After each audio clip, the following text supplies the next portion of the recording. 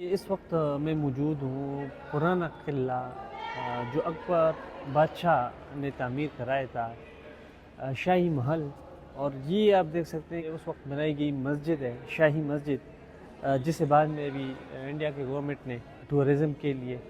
وقف کر دی ہے۔ الحمدللہ باقی چیزیں بڑی اچھی لگی، لیکن یہاں آ کر یہ مسجد ہے، اور مسجد کی زمین کے متعلق یہی ہے کہ یہ اللہ کا گھر ہے، اور یہ جب سے یہ وقف کی جاتی ہے اس وقت سے لے کر تا قیامت تک یہ مسجد ہی رہتی ہے۔ مسجد کی جو زمین ہوتی ہے جو اس کے لیے وقف کر دی جاتی ہے وہ باقی زمینوں سے ممتاز ہو جاتی ہے۔ تو دکھ اس بات کا ہے کہ بے شک انڈیا گورنمنٹ نے اس شاہی مسجد کو محکمہ آثار قدیمہ کے لیے ان کے انڈر دے دیے،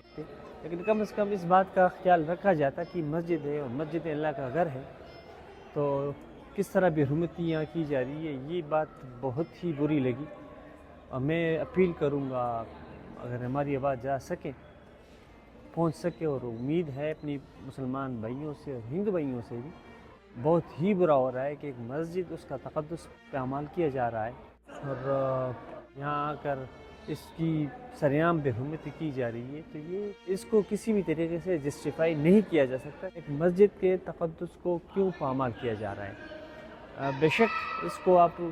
ٹورسٹ کے لیے یا لوگوں کے لیے وقف کر سکتے ہیں، لیکن یہاں ایک تہتی لگانے کی حدود متعین کرنی چاہیے کہ اس کے اندر جب بھی کوئی ٹورسٹ آئے گا، جو بھی دیکھنے کے لیے آئے گا، کم از کم وہ مسجد کا احترام کرتے ہوئے جوتے باہر اتاریں۔ جو ٹورسٹ یہاں پر آتے ہیں دیکھنے کے لیے، شاہی قلعے کو دیکھنے کے لیے، ان بیچاروں کو یہ بھی پتہ نہیں کہ یہ مسجد ہے یا تھی، بس ان کے لیے تو یہ ایڈونچر ہے، ان کے لیے تو ایک پکنک پوائنٹ ہے، وہ آ کر یہاں تصویریں بناتے ہیں، ویڈیوز نکالتے ہیں، لیکن ان کو اس بات کا کوئی پتہ ہی نہیں۔ لیکن جن کے علم میں یہ بات ہے کہ مسجد ہے، شاہی پرانے قلعے کے اندر اکبر بادشاہ کی بنائی ہوئی مسجد ہے، گورنمنٹ آف انڈیا ہے، ان کو بھی کرنا چاہیے، احساس ہونا چاہیے کم از کم کہ یہ مسلمانوں کی عبادت گاہ ہے، یہاں پر مسلمان اپنی عبادات کرتے ہیں، اور یہ مقدس جگہ ہے۔ جس طرح آپ لوگوں کے لیے مندر، گردوارہ، جس طرح اس کو پاک رکھا جاتا ہے یہاں پر، تو بھئی یہ بھی اللہ ہی کا گھر ہے، تو اس کا بھی احترام ہونا چاہیے۔ تو امید ہے اس پر